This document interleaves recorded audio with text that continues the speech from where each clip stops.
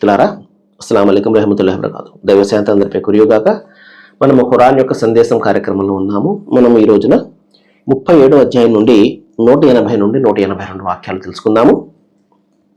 ఇక్కడ దైవం తన యొక్క గౌరవోన్నతుల గురించి ఇక్కడ తెలియపరుస్తున్నాడు. అదేం చెప్తున్నాడు అంటే, నీ ప్రభువు పరమ పరిశుద్ధుడు, గొప్ప గౌరవోన్నతుడు గలవాడు, వాడు కల్పించే అన్ని విషయాలకు కూడా ఆయన అతీతుడు.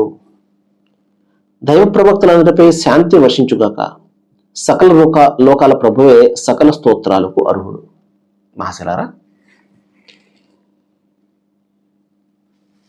ఇది అరబీలో అద్భుతమైనటువంటి వాక్యం అండి.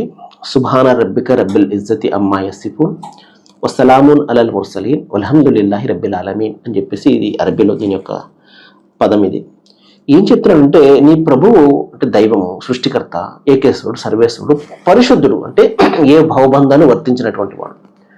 పరిశుద్ధుడు ఎందుకు చెప్తున్నామంటే, ఏ లోపాలు లేనటువంటి వాడు, ఏ బలహీనతలు లేనటువంటి వాడు, ఏ భవబంధాలు లేనటువంటి వాడిని పరిశుద్ధుడు అంటారు. ఏమండి, ఆయన గొప్ప పరిశుద్ధుడు.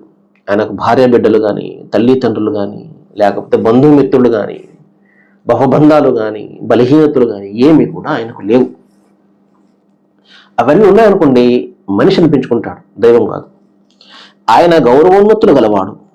అయితే ప్రజలు కల్పిస్తున్న అన్ని విషయాలు కూడా అతీతుడు. మనిషి చాలా రకాలుగా కల్పించవచ్చు.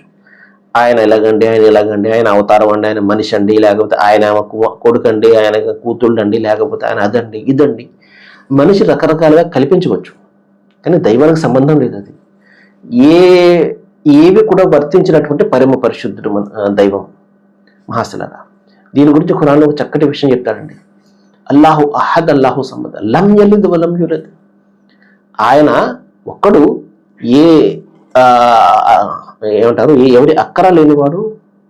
అదేవిధంగా ఆయన లం యలిద్ వలం యూలద్, ఆయనకు ఎవరు కుమారులు లేరు, ఆయన ఎవరి కుమారుడు కాదు, తల్లిదండ్రులు కూడా ఎవరు లేరు, భార్య బిడ్డలు ఎవరు లేరు. ఆయన వలం యకుల్లహు కుఫువన్ అహద్, ఆయనతో సాటి సమానము ఎవరు కూడా లేరు. మహాశలారా, ఇది దైవం యొక్క ఏకత్వానికి సంబంధించినటువంటి అద్భుతమైనటువంటి మాట.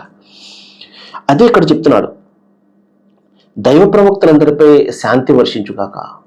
దైవ ప్రవక్తలు మానవాళి మార్గ నిర్దేశనం కోసం వచ్చినటువంటి ప్రవక్తలు. వారందరినీ మనము ఏ విధమైన తారతమ్యతలు లేకుండా, ఆయన గొప్పవాడు, తక్కువవాడు, ఆయన మ్యాజిక్లు చేశారు, ఏం చేయలేదు, ఇలాంటి తారతమ్యతలు ఏమి కూడా లేకుండా అందరినీ సమానంగా గౌరవించాలి, ప్రేమించాలి, వారిని అనుసరించాలి. ఆశలారా, ఇది ఇంపార్టెంట్.